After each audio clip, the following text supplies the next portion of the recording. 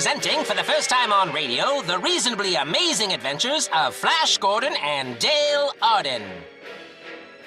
These thrilling adventures come to you from Walmart. That's right, Walmart. We drop the T from our name and pass the savings on to you. Walmart. Discount quality, now without the T. And the Sunday Comic Weekly, the world's second greatest pictorial supplement of humor and adventure after the Magna Carta. The Comic Weekly, like the Magna Carta, is now printed in 32 tabloid-sized pages, each page in full 4 colors, and is distributed everywhere as part of the Hearst Sunday newspaper and Cock and Bustin' magazine. Racing high above the Earth, comfortably seated in a giant aeroliner, Flash Gordon, an internationally famous athlete, orders more flambé bananas and looks admiringly through the flames across the aisle at Dale Arden, his lovely, angel-faced companion on his air voyage. The minds of both of them are intent on the terrible destruction which for many months had been approaching the Earth with terrific speed, in the form of a new planet, hurling through space, directly in the path of the Earth. Suddenly, there's a violent jar. The plane lurches into a spinning nosedive. Flash Gordon's trained muscles carry him across the aisle to steal a napkin from the flight attendant. He then grabs the frightened Dale to gather her in his arms and then leap free of the falling plane. After pulling the ripcord of his parachute, the pair glides towards Earth. I wondered if I had a parachute. Before we jumped, Flash? No. Well, a little bit. Hey, don't be frightened, Dale. The plane has crashed. We're safe. Yes, thanks to you. Yeah, and that chute I wasn't too sure about. Hold fast, we're landing now. Careful, easy. Ooh. Are you all right, Dale? Yes. What about all the other passengers? Good. Are you okay with me still being on top of you? Sure, certainly. Let's give this 5 more minutes. I mean, it was a big crash. We need to relax, process it. Absolutely. I mean, that was quite an event. Hearts racing. You saved me. We floated down together. You didn't even have to pull that second lap parachute you got there. I don't have a second parachute, Dale. Oh, I thought that was a second undeployed parachute. Let's give this 10 more minutes then. Yes, I think so. Oh, Flash! I was thinking the same thing. No, look, Flash. There's a large steel door. It's opening. Why, that's the laboratory of the great scientist, Dr. Hans Zarkov. You know him? Of course I don't. I see, but then... Look at that sign, woman. This is the laboratory of the great scientist, Hans Zarkov. He seems to be watching us. Dang it! He's coming this way. No, not cool, man. Just not cool. So he's a complete pervert. And a sea blocker. Well, wait, maybe he saw the crash and wants to help us. I'll call out to him. Define help us. He has a gun. I hope you'll pardon us for breaking in on you so unceremoniously, Doctor, but you see here we had to bail out of our doomed craft. Since then, she's been undulating on me here on the ground, as you do. I'm sure you understand. What about the other passengers? Good. I see you for what you are. Spies, come to steal my secrets, but I have the answer for that. Come with me. Put that gun away, Professor Zarkov. See? Spies! How else would you know my name? It says it right there on your coat. This is the lab coat of the great scientist, Dr. Hans Zarkov. The man is mad, Dale. We have to humor him. Okay. I guess I'll have to get off now. Let's do that later, Dale. He's really distracting me. All right, Professor. All right. Look, since we can't together, I guess we'll come with you. Too crude? Yes, and I understand it all too well. Get down this ladder. Into this underground silo. Down! I tell you, down. All right. There now. We are in my rocket ship, and in 10 seconds we will be on our way to the new planet. We might all die for science. Probably not. Could be from my driving. You never know. I just have a permit. You seem oddly happy, Doctor. Yes, I made a poop. I've been trying for days. Too crude? Yes. Oh, Flash, the Doctor is mad. This rocket ship is breaking away from the Earth with the speed of light, right into the path of the new planet. Hold tight, Dale. We'll escape somehow. To the new planet! The new planet! We three will save the Earth! Dr. Zarkov, there's still time to swing your rocket ship out of the path of the new planet. No! No! Zarkov, you are out of control. You've been terrorizing the entire planet with your crazy experiments and dangerous inventions. And don't even get me started on the time you tried to enslave an entire race of beings just because they were different from us. What? That hasn't happened yet. What will you gain for science if we're killed in the crash? You're like a mad scientist on steroids, and it's time for you to face the consequences of your actions. Stop helping, Dale. Zarkov, turn this ship around.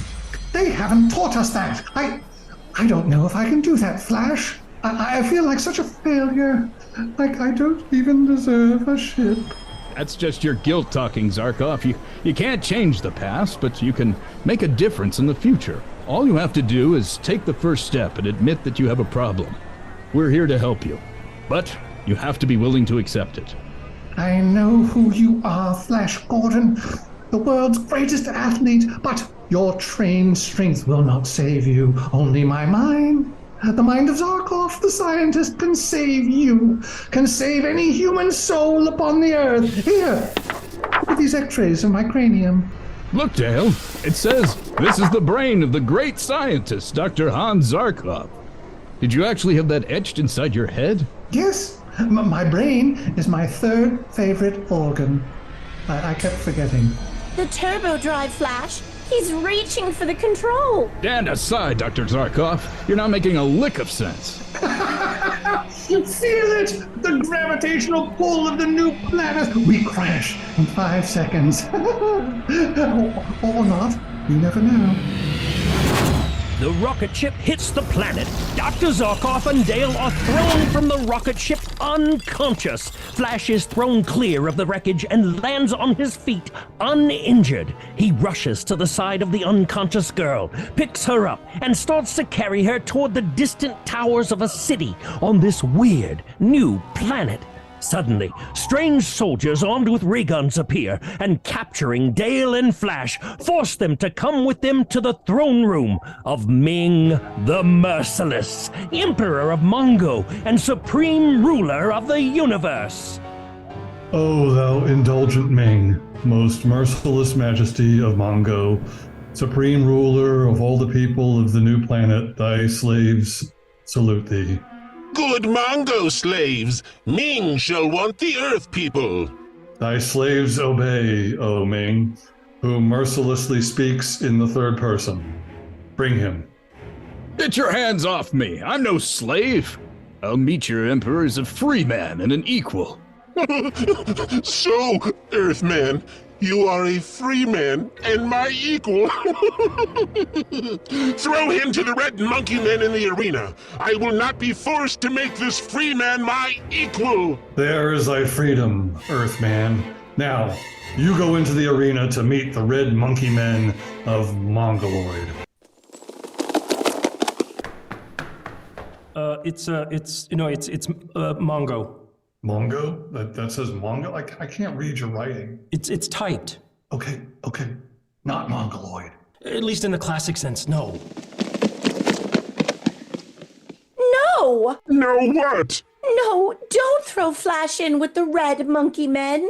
Okay, I won't. Hey! I lied! I didn't know where you were pointing. Flash, I see you've met my little friends. Little friends? These things are huge. Well, technically big boned. We aren't huge as such. Well, relative to him, we do seem a bit large. My preferred term is ample. These Red-Monkeymen are trained to kill. Not trained per se. We dabble. It's more of a hobby, really. Don't worry, dear. Where's Ming? Oh, Emperor Ming! I will show you that I, a free man from Earth, are more than a match for your brainless Red-Monkeymen. Flash reaches the bottom step leading to the arena. He leaps and swings at the nearest Red-Monkeyman. Then, grasping the fallen man-beast under his armpit, Flash whirls him around in a flail, knocking the others in all directions. Emperor Ming, fearing that his monkey men will all be killed and won't be available to pick up his extensive dry cleaning, commands his soldiers to destroy Flash with their ray guns. In the midst of the confusion, Princess Aura, the beautiful, red-haired young daughter of Emperor Ming, calls to Flash. Quick, brave Earthmen, this way, here to my balcony. You do realize I'm trying to kill him now, daughter, right? I'm right here. Teenagers. Flash leaps to the royal balcony and joins the gorgeously jeweled princess, who commands the slaves to keep back, while she takes Flash through the secret door and into the passage leading to a private elevator. The two get in, and Aura closes the door and presses the switch. Who are you, beautiful maiden? I am the Princess Aura, only daughter of Ming the Merciless. Princess, I owe you my life. You are brave and handsome, strong and musky, with notes of chestnut and lilac. You must not end so young. I have never seen anyone like you, Earthman.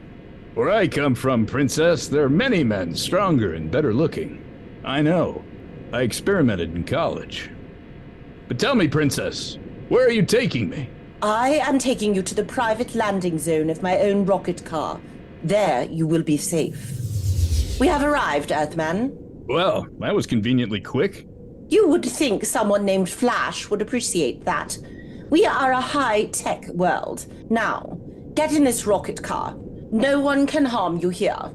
But Princess, I don't... Hurry, hurry! But Princess Aura, you sent the rocket car away without me. I'll get it back. Damn it. I'm hitting the button. Some high-tech world you have here. I heard that. How am I to rescue the Earth girl, Dale Arden? That is why you are in my private rocket car, Earthman. There it goes. Oh, this is driving me insane. You will be in my private rocket car soon.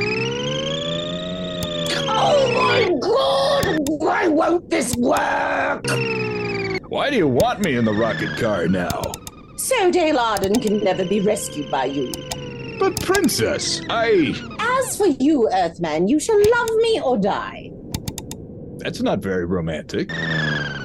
Meanwhile, back at the palace, Emperor Ming is talking with Dale Arden.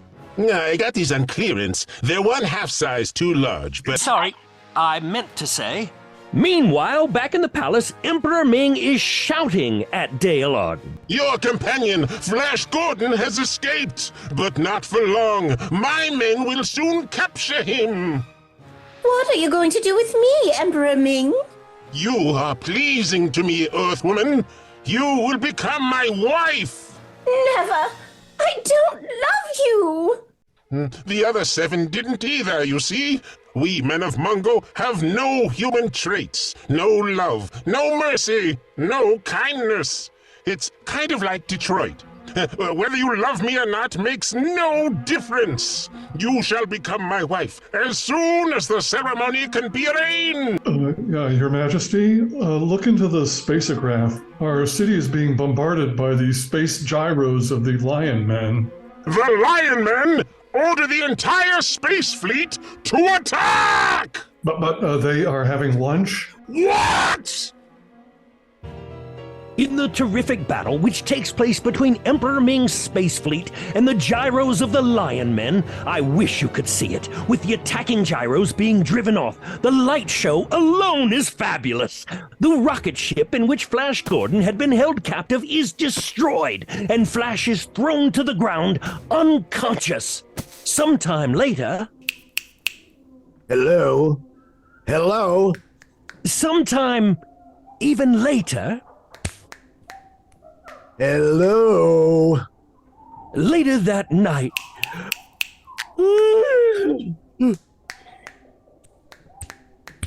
Hello?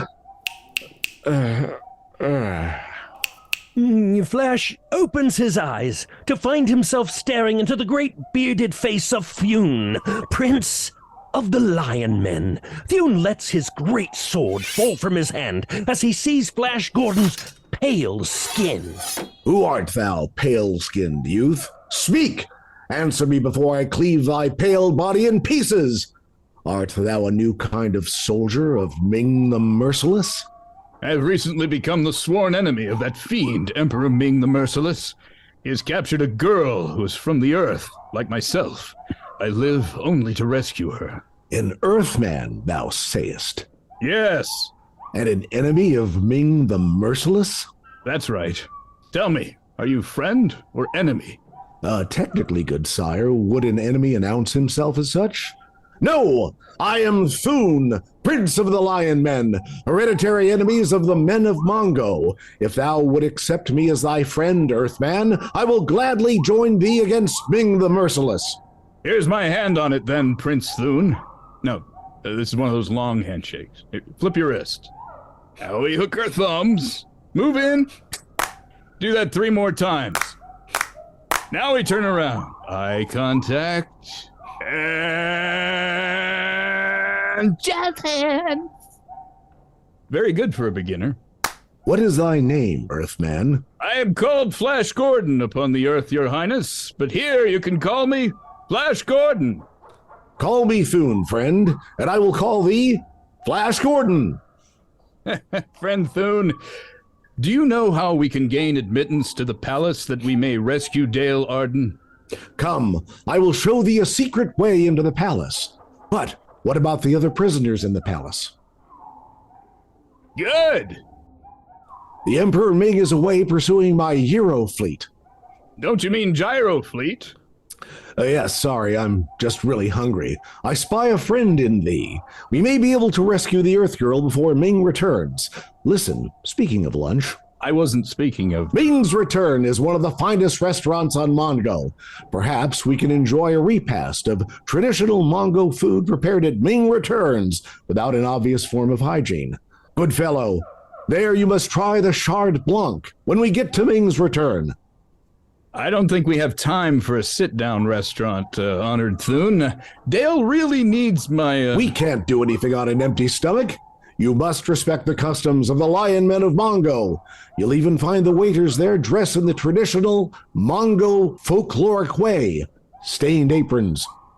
Listen, we need to help Dale, and we need to... Flash! You can't miss out on the traditional Chard Blanc table wine of Mongo, which can also be used to poison wasps. Hark! And listen well to our traditions, fair sir. Whenever wines thy sample on Mongo, it is not only polite, but compulsory to purchase several bottles. If thou attempts to leave without doing so, you may find thyself fermenting along with the wine.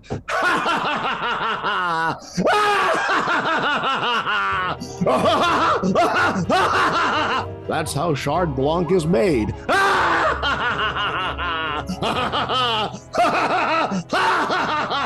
You'll see. At the rocket ship crash site, Dr. Hans Zarkov, his hair aflame, stares from the wreckage. As I was saying, this switch, when activated, will create a shield around the ship, preventing us from any damage. But wait, where have you gone?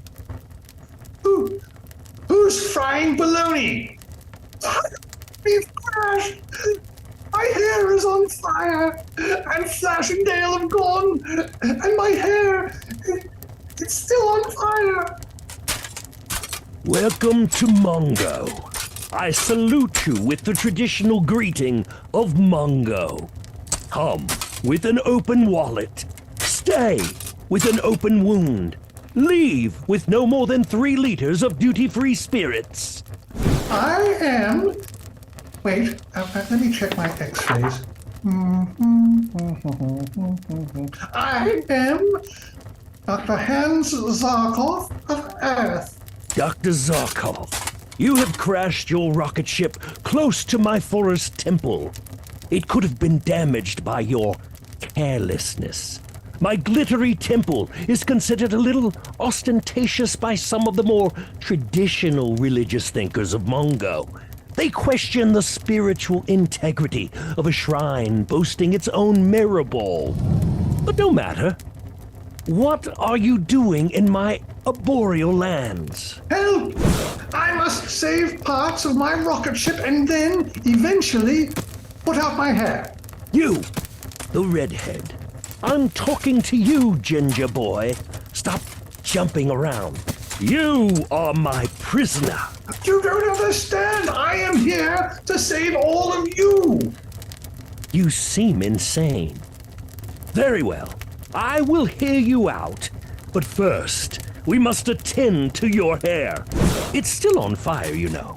Thank you. Yes, I have been aware of that for some time now. What should I call you? You must call me what all those in Mungo call me.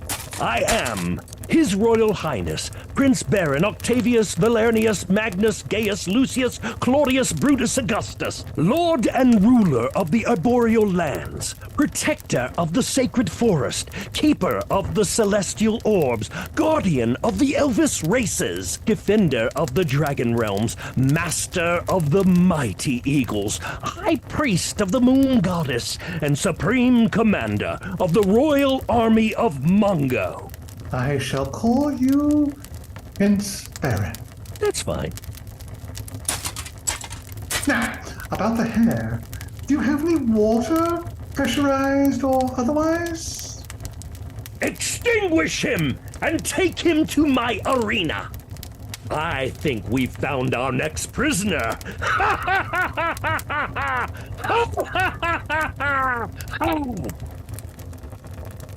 There's no one else with you.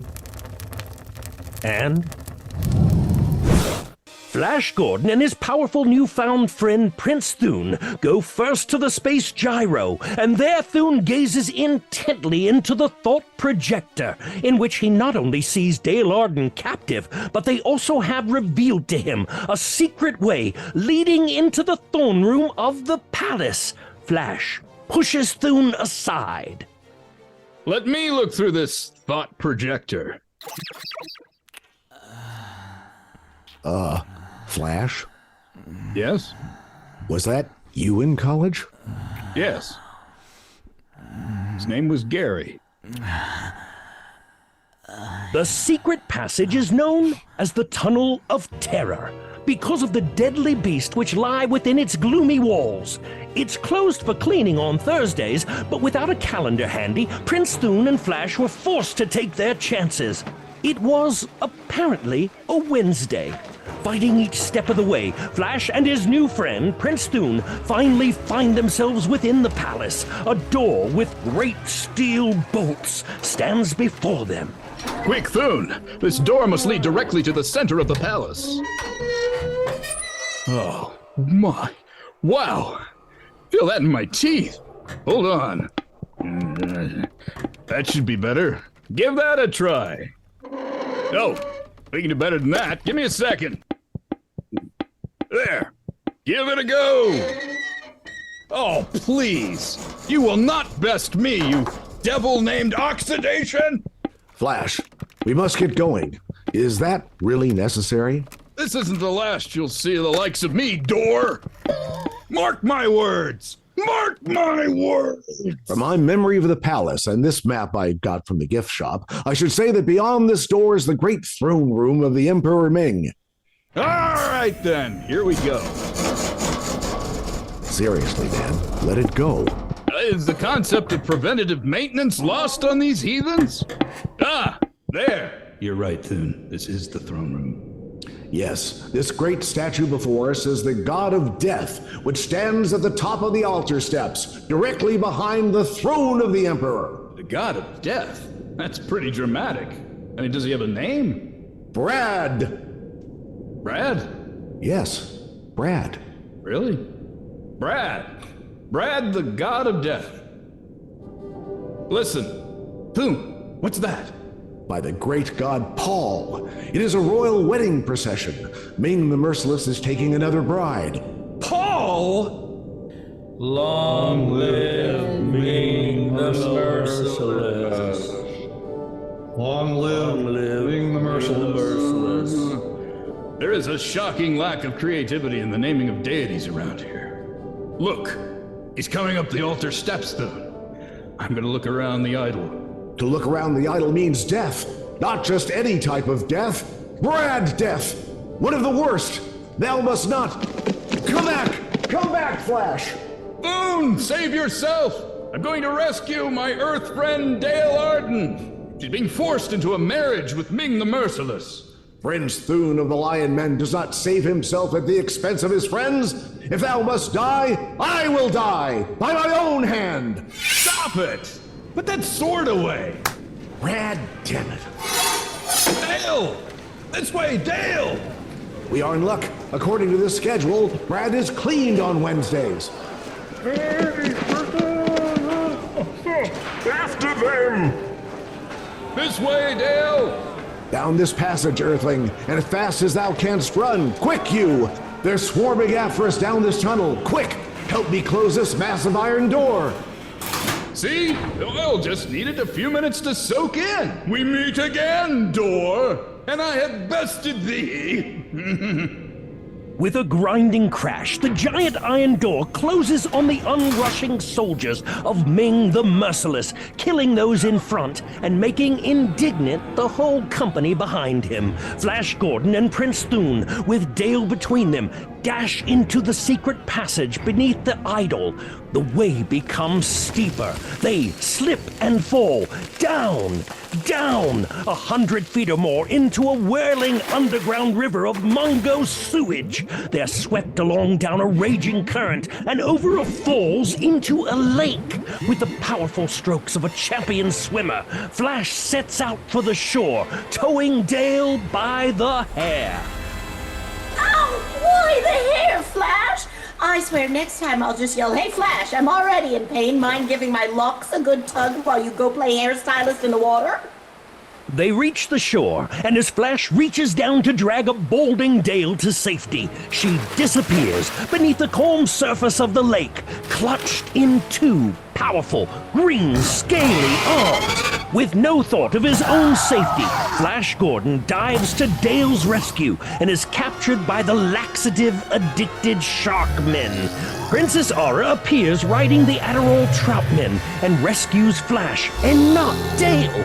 Annoyed, Flash tries to free Dale again, but Thune's father, searching for Thune, captures Princess Aura and Flash. Aura, refusing to be captive, throws herself off a nearby cliff.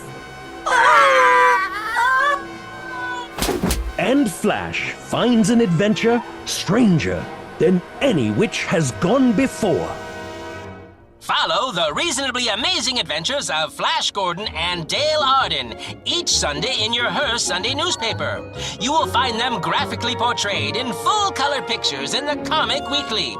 Only in the Comic Weekly can you follow the escapades of the Katzenjammer Kids, those perennial rascals, or thrill to the adventures of King of the Royal Mounted.